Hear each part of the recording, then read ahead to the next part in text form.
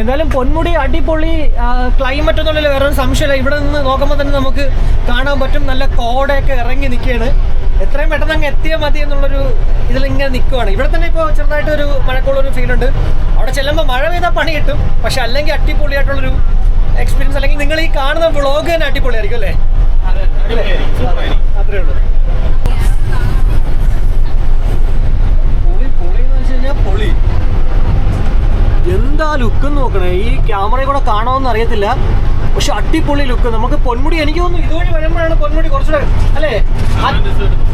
അതെ, ഇത് കണ്ടോ, നമ്മുടെ പൊന്മുടി മലനിരകളാണ് ഈ ഒരു ഭാഗത്തായിട്ട്, ഇത് ഈ ഒരു ഭാഗത്തായിട്ട് കാണുന്നത്. ഇത് കണ്ടോ, നല്ല കോട ഇറങ്ങിയിരിക്കുകയാണേ, അതിൽ വേറൊരു സംശയമില്ല.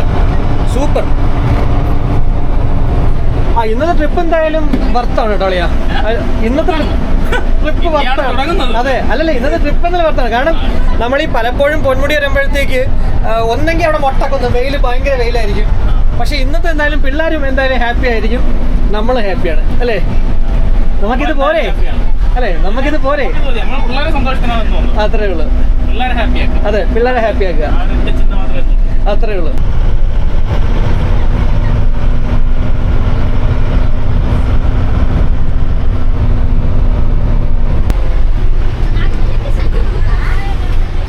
അപ്പോൾ കണ്ടോ, കല്ലാറ് പൊന്മുടി ഭാഗത്തേക്കുള്ള വാഹനങ്ങൾ ഇതുവഴി പോവുക.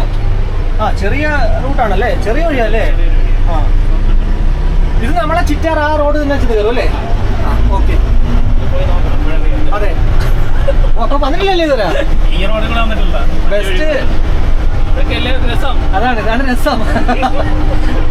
എല്ലാവരും ആദ്യമായിട്ടാണ്. പിന്നെ ഇങ്ങനെ വരുമ്പോഴത്തേക്കുള്ള ഒരു ഉപയോഗം എന്ന് വെച്ചാൽ നമ്മളും പുതിയ പുതിയ വഴികൾ കണ്ടുപിടിക്കും.